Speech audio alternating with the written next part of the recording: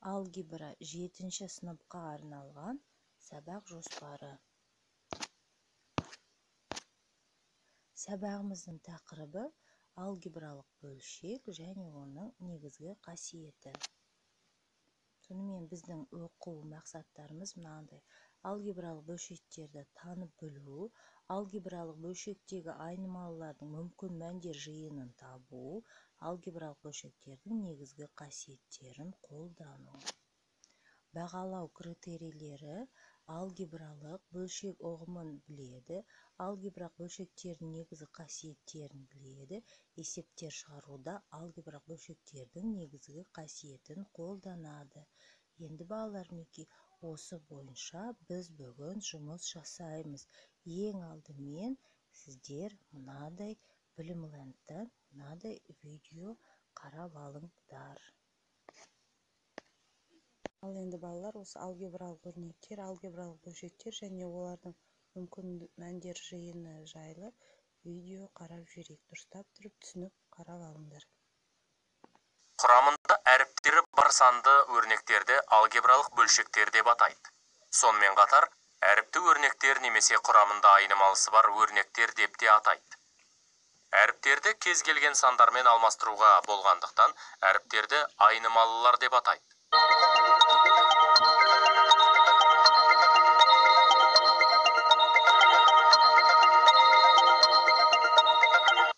Алгебралық өрнек деген термин берілген өрнекпен жұмыс жасау үшін алгебра ережелерін қолдану керек дегенді білдіреді.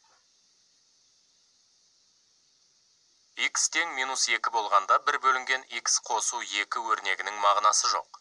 Ал x айнымалысының -2-ден басқа өзге мәндерінде 1 бөлінген x қосу 2 өрнегінің мағынасы бар болады.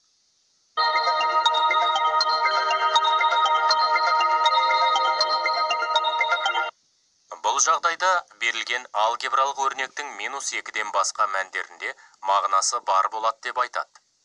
Өрнектің мағынасы бар болатындай, оның құрамындағы айнымалылардың барлық мәндер жиынын осы өрнектің мүмкін мәндер жиыны деп атайды.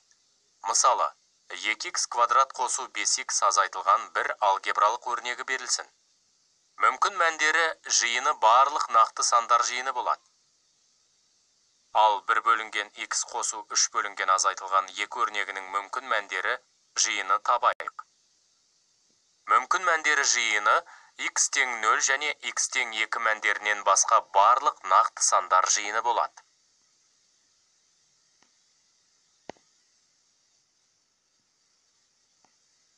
Кәнекей, түсінгендеріміз бойынша мынау бірінші жаттығуды орындап жүрейік.